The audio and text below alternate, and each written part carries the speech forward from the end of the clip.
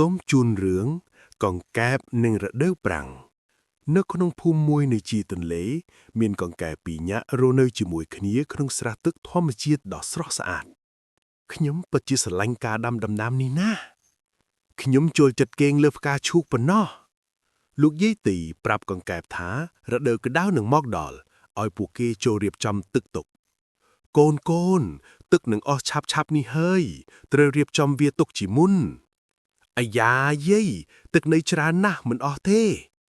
កង្កែបគង្គាចាប់ផ្ដើមជីរុនទូចមួយដើម្បីរក្សាទឹកសម្រាប់រដូវក្តៅខ្ញុំនឹងត្រៀមទុកឲ្យបានមកអត់ចត់កង្កែបកង្កប់សើចលើមិត្តរបស់គេ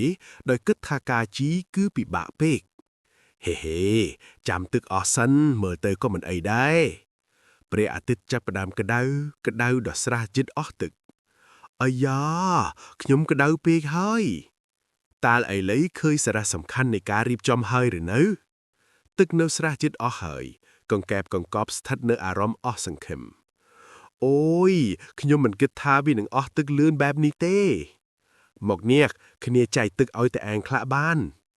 ទោះមានទឹកតិចកង្កែបគង្គានៅតែចែករំលែកជាមួយមិត្តរបស់គេមិត្តភាពសំខាន់ជាងអ្វីទាំងអស់សូមអរគុណមិត្តកង្កែបកង្កប់សូមទោសដល់មិត្តរបស់គេសម្រាប់ការខ្ជះខ្ជាយពេលវេលាខ្ញុំបានរៀនថាការខំប្រឹងគឺជាគន្លឹះដល់សេចក្តីរីកចម្រើនហើយកុំភ្លេចចែករំលែកបន្តជានិច្ចថងពួកគេអធិដ្ឋានឲ្យភ្លៀងធ្លាក់ចុះវិញសូមឲ្យភ្លៀងធ្លាក់ចុះដើម្បីជីវិតរបស់សត្វទាំងអស់យើងនឹងមិនខ្ជះខ្ជាយវាទៀតទេភ្លាមនោះទៀតមានរឿងមួយកើតឡើងត្រីមាក់លេចឡើងពីទឹកកុំភ្លេចថា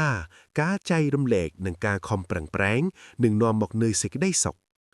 ត្រីមាក់ប្រើអំណាចរបស់នាងដើម្បីបញ្ជាឲ្យភ្លៀងធ្លាក់វិញចូលភ្លៀងធ្លាក់ដើម្បីសេចក្តីសុខរបស់សត្វទាំងអស់ភ្លៀងធ្លាក់ចុះជាដំណក់ដំបូងនាំមកនូវសេចក្តីសប្បាយរីករាយយើងបានសម្រេចហើយមិត្តអរគុណដល់សេចក្តីល្អនិងការខំប្រឹងស្រះបានបំពេញទឹកវិញដោយសារភ្លៀងនិងអំណាចនៃមិត្តភាពចូលរក្សាមិត្តភាពនេះជានិច្ចលោកយាយទីសប្បាយចិត្តដែលបានឃើញស្រះទឹកត្រឡប់មកវិញព្រះបានអនុគ្រោះដល់អ្នកដែលខំប្រឹងពួកគេបានរៀនថាការខំប្រឹងនិងការចែករំលែកនាំមកនូវសេចក្តីសុខពិតប្រាកដ